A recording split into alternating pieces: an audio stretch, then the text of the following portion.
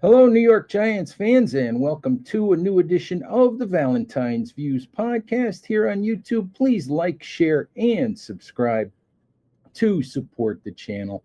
All right, I have a special treat for you guys today that I hope you guys, especially those of you who are regular readers of the Saturday Big Blue View mailbag, will enjoy.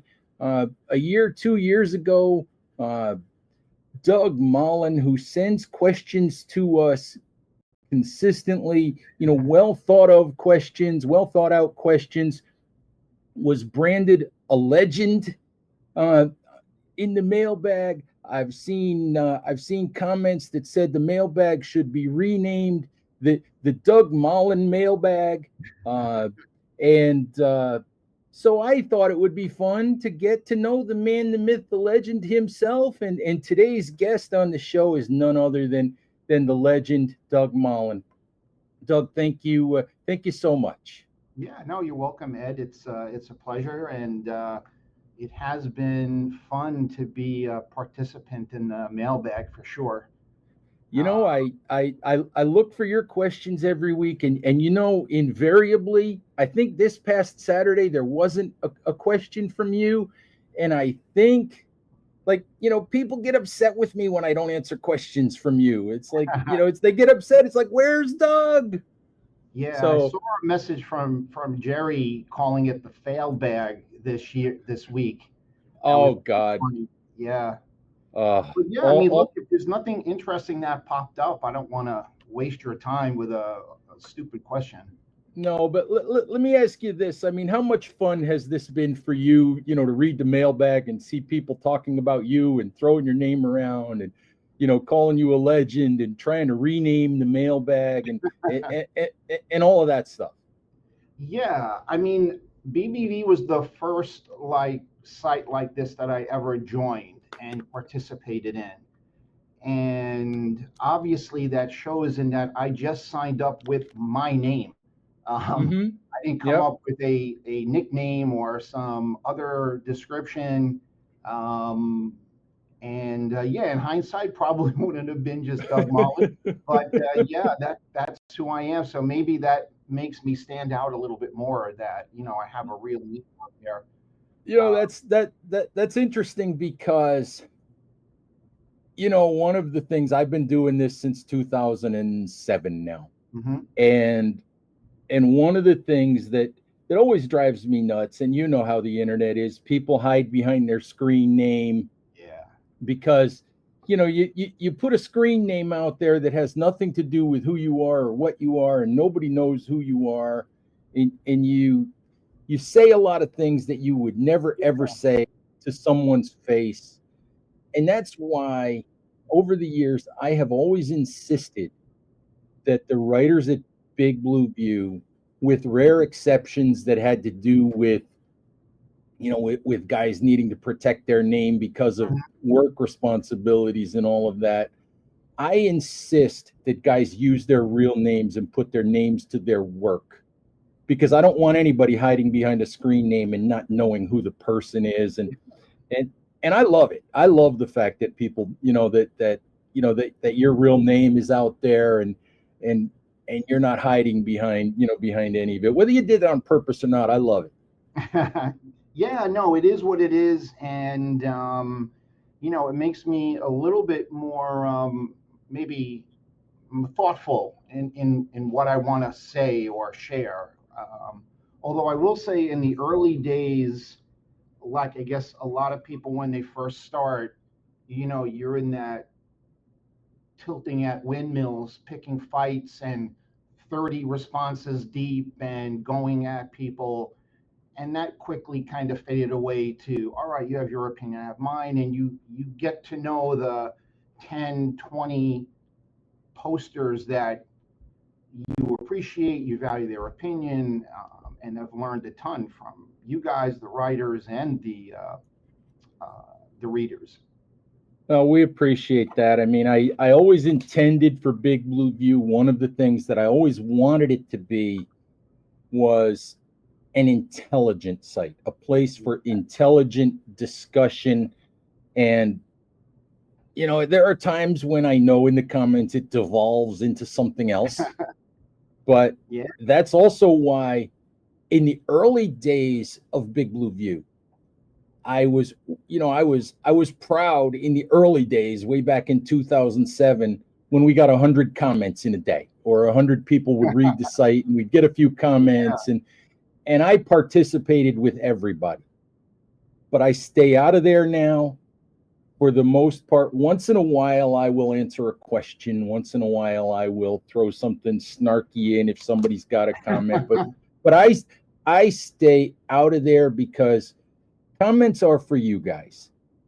And I tell our writers the same thing. Let your work speak for itself. Your work is your argument. So stay out of it. Let the commenters have their fight. Yeah. No, you did a particularly great job during COVID, where politics started to pop up, personal opinions started to pop up, and it was impossible to keep it all under wraps. Mm-hmm. But we got through that, and honestly, BBV was just kind of a fun place, like to come get away from what's happening in the world and just talk about football and forget about that for a few minutes. I hope it still is, because there's still so much divisiveness in this country, and I try to keep all of that stuff out of Big Blue View, although it is sometimes impossible, and I try to keep it out of my timelines on social media. When I retire someday, what I put on my timelines will change. I will put more of my personal opinions on quote unquote world affairs out there, but not now. Not now. Yeah. This is a football site, and that's the way we want to keep it. So you need to tell me, tell folks about your Giants fandom, about your experiences with the Giants, how you became a Giants fan, all that kind of stuff. I mean, I'm 63, so I grew up in the first wilderness. My dad, my grandpa were Giant fans, and I vividly remember first of all, Sunday was the Giant game. It was, whatever was going on, short of like a wedding or a baptism, we were watching the Giants. Mm-hmm.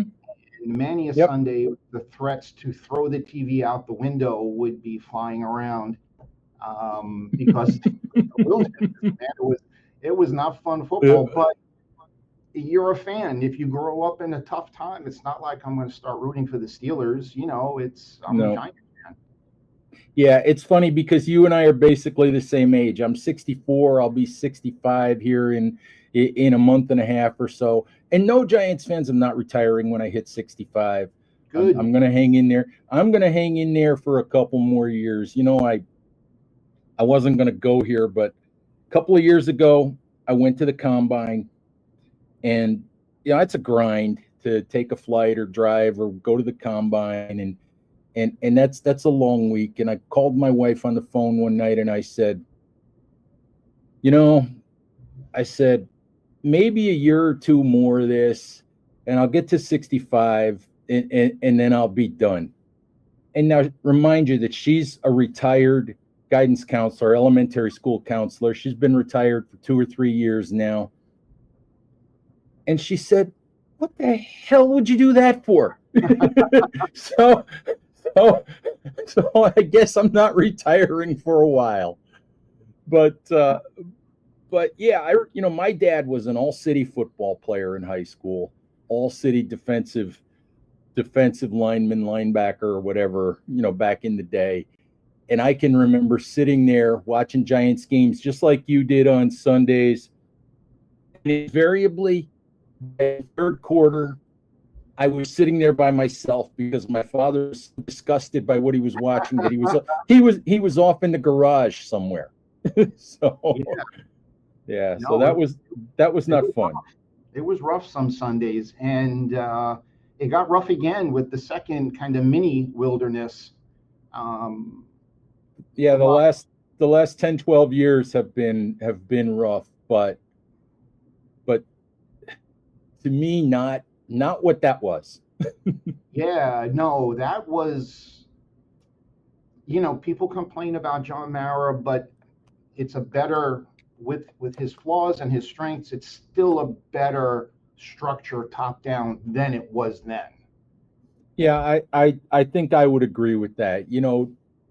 Just out of curiosity, I mean, you've watched the Giants for a long time. You see and read and all the complaints about ownership. I think John Mara's made mistakes. Personally, I think he's made some mistakes. He's made some bad decisions. But I think John Mara is a really good owner. I really do. I like John Mara. Um, I think maybe they've lost their way a little bit with some of the decisions they made in the last 10, 12 years. But I don't have a problem with John Mara. Yeah, I agree in general. I think hiring Shane was the first step. Breaking from the George Young 1979 tree was that Mm-hmm. fork in the road for John Mara of, okay, the Giant way. It got us a lot of success, a lot of Super Bowls, but it was not working anymore. Right. We need to move on. We need to try. We need to get outside the organization and get some Exactly. fresh ideas. And don't don't start every search with Ernie Accorsi. Just As much as you love Ernie. yeah, no, of course he was great. But look, as you get older, I don't have the same fastball at work that I did when I was 30 or 40. Well, It's just I go back to. I'll say this about Ernie. Um, when Ernie left, they gave the job to Jerry Reese, and I understood that.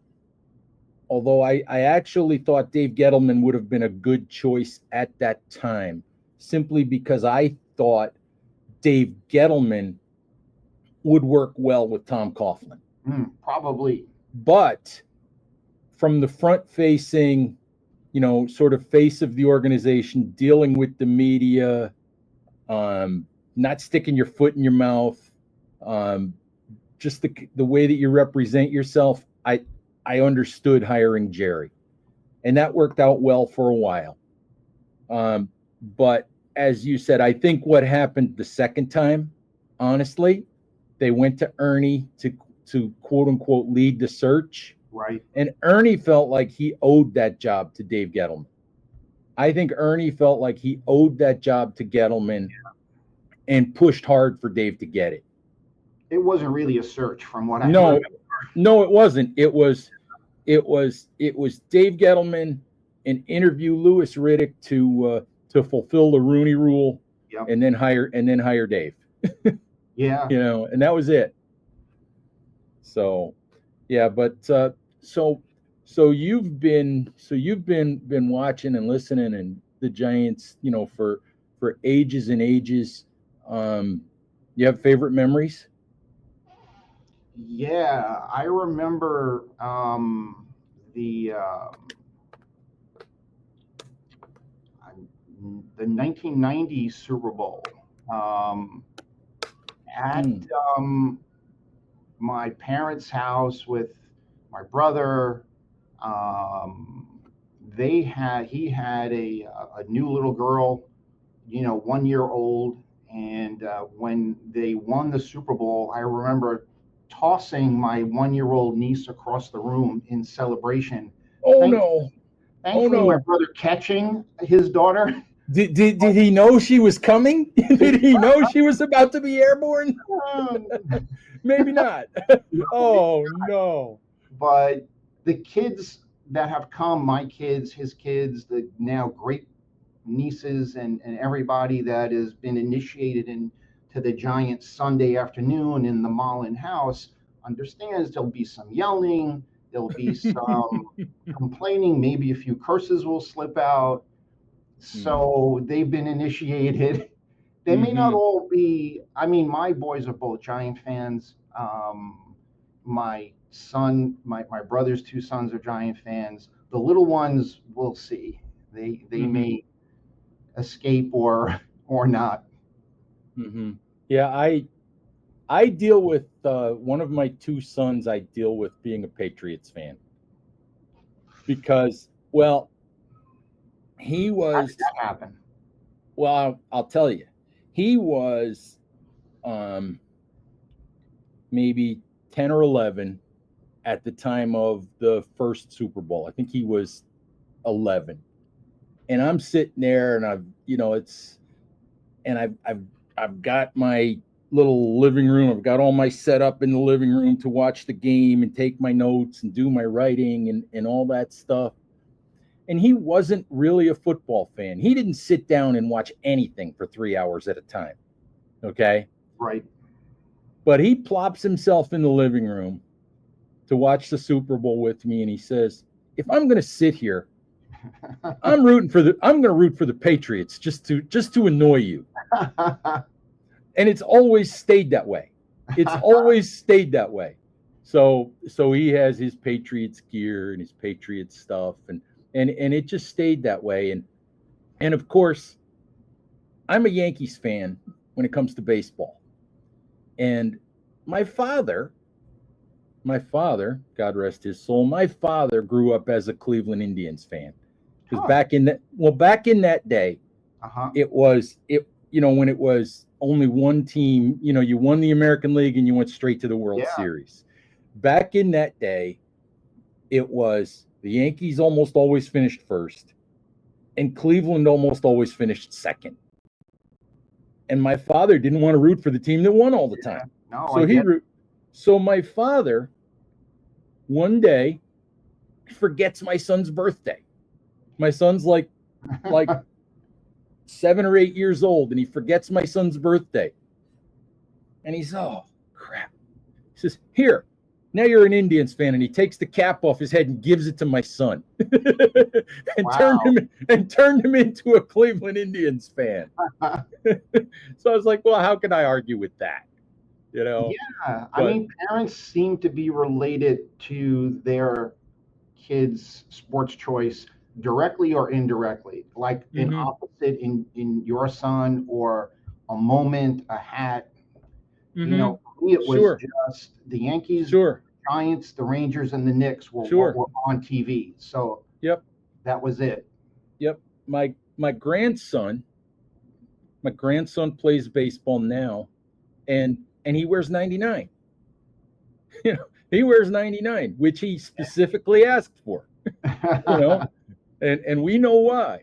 But it's very interesting. But so have you been to games in person or not? Yeah, one of my friends had season tickets when the new stadium opened. So I would go with him, 2-3 games a year. And saw the Falcon playoff win, which was fun. But most of the other games have not been. And 2 years ago, he gave up his tickets. And so I have not been in a while. I do remember going as a kid to the Yale Bowl. Oh, boy. They were, part-time after Yankee Stadium, freezing up in the upper decks there. But I don't know. I find football a more enjoyable experience on the couch, especially as the weather turns. I like a baseball game, like walk around, get a beer, have a hot dog, come back to your seat. It's just a more relaxing kind of easy experience. As it's funny that you mention that, because as many times as I've done it, and I haven't been to Yankee Stadium now in 3 or 4 years, but as many times as I've been to Yankee Stadium, the old Shea Stadium, I've been to Fenway once, I've been to the old Memorial Stadium in Baltimore, but there is nothing like walking into a baseball stadium and walking through the tunnel and just seeing, especially on a really nice day, just seeing and smelling and looking at that stadium, at that green grass. There's nothing quite like walking out there and seeing that ball field, with players out there getting ready to go. There's, walking into a football stadium is, it's great. It's fun. It's loud if your team's winning and all of that. But it's not the same as walking into a baseball stadium. That's the best. I think for me, that's the best feeling as a sports fan that there is. Yeah, no, I agree. Live sporting event, that's my favorite. I do go see a bunch of Knick games too, but nowadays you need a second job to afford to go to see the Knicks. But yeah, football is Sunday in the living room with whatever families around and watch the Giants for as long as we can get through the game. Maybe it's halftime, maybe it's third quarter, maybe they pull our hearts out in the fourth quarter. And maybe this year it's a little better than people expect. Yeah, I'm on the optimistic side for this year. Yeah, it's so hard this year. Just, I'm curious how you feel. Las Vegas says the over and under's 5.5. It's clear, I did a while back on, and I hope you read them, but, earlier in the spring, I did, position by position sort of reviews, and I can't come up with a position on the roster that shouldn't be better than it was a year ago.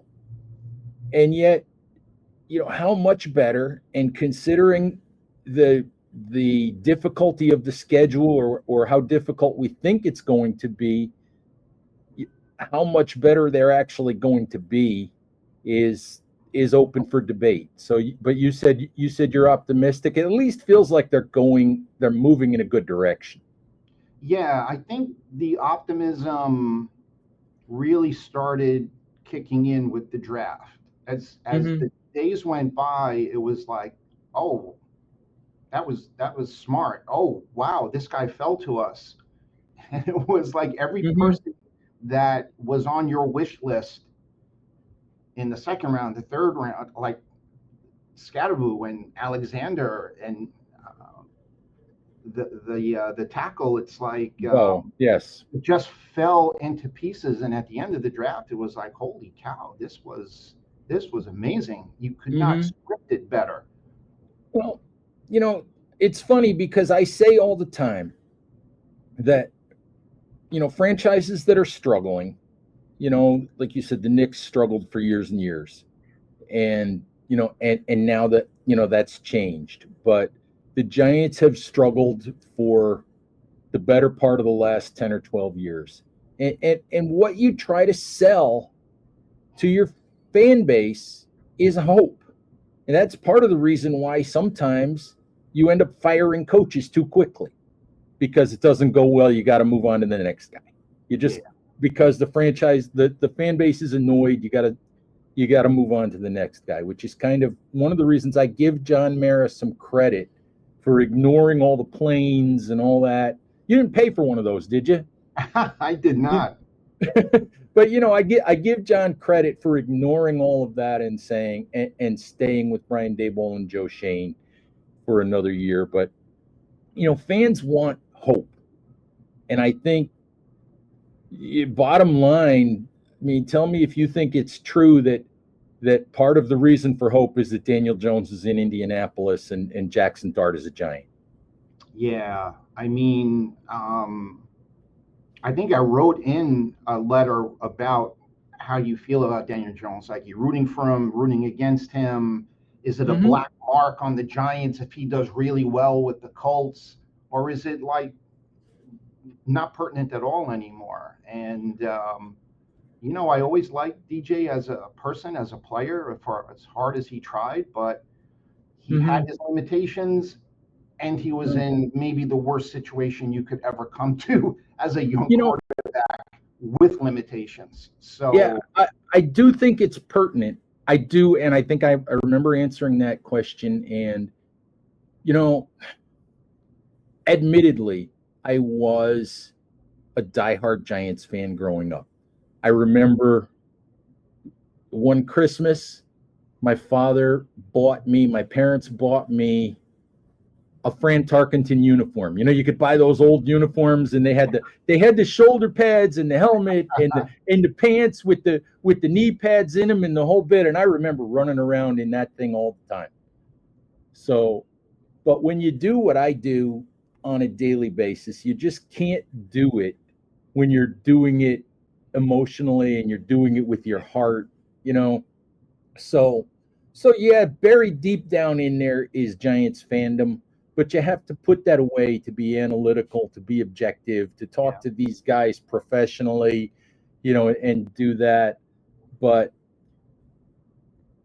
you know, the fandom is still there, and it's just hard because, you know, you want that hope. And as what I've said a lot of times is I root for players. Okay. I root for players. I root for people. And some of these guys are wonderful people. And some of these guys are people I would not want to run into on a street corner. And that's just the reality of it. Some of these guys are, you know, some of these, and some of them may not be thugs. They might just not be really nice people. Sure. You know, there are a handful of those guys in the Giants locker room right now who I'd rather not deal with if I didn't have to. But there are some wonderful people in there as well. Daniel Jones is a great guy. You know, he's a nice guy. The only thing Daniel Jones has ever done wrong is not be good enough to justify being the 6th pick in the draft. That's the only thing he's ever done wrong. So I will root for him in Indianapolis.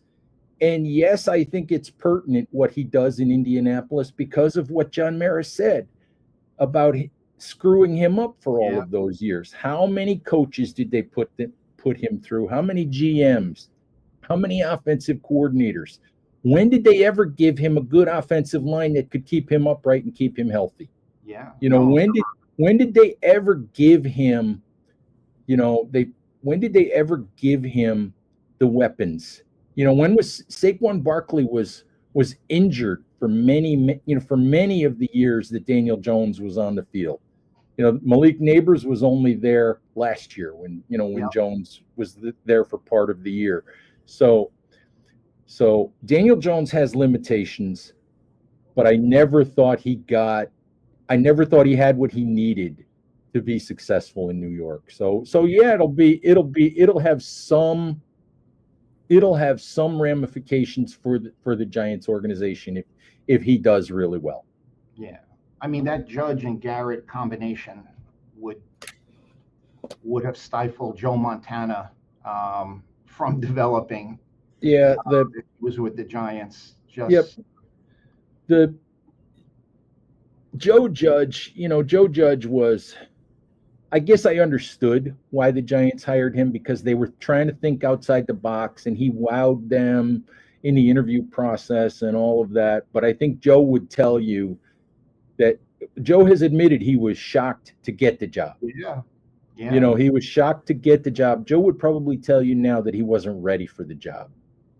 You know, and that's unfortunate, because who knows if he ever gets another chance. If he had, you know, if that head coaching opportunity had come 5 or 6 years later for him, maybe he becomes a terrific NFL head coach, but he wasn't ready for the job. Yeah. So, and it's unfortunate because it all, you know, a lot of that fell back on Daniel Jones. But anyway, Doug, I need to let you go because I don't think I have a question from you yet this week. Yeah, I got to get to work on that. You got a few days. You got to get cracking. You got to get me a question this week, and it's got to be a good one, because you know the video from this will be attached to the mailbag, so it better be a good one. The bar's been raised now. You know, the bar's been raised. You know, we made you a celebrity now. This has been a blast. Thank you, Ed. I appreciate it. Hey, I appreciate the time, and like I said, I always look forward to your questions, and I get a kick out of the fact that that the mailbag has sort of taken on a life of its own. Yeah. You know, I get so many questions, and even the guys that I work with are surprised.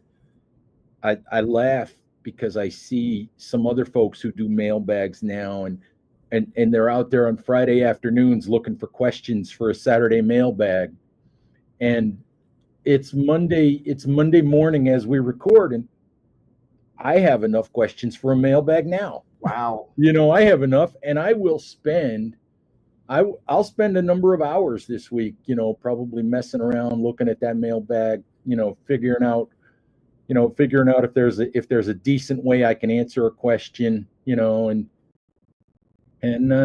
it's kind of taken on a life of its own, and I enjoy that. Yeah, no, it is one of, I mean, besides me, it's one of my favorite parts of BBV that I look forward to is all those different questions. Some of them are a little crazy, and you Yeah, answer some of appropriately.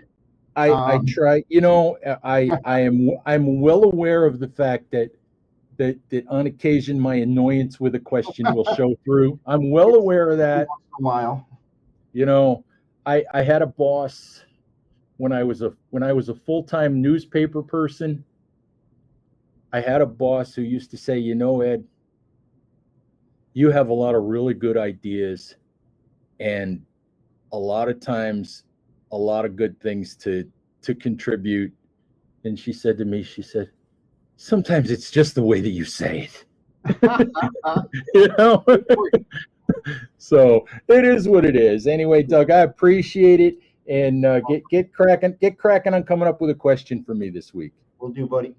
All right, Giants fans, thank you as always for watching. Please stay safe out there, take care of each other, and we'll talk to you soon. Bye-bye.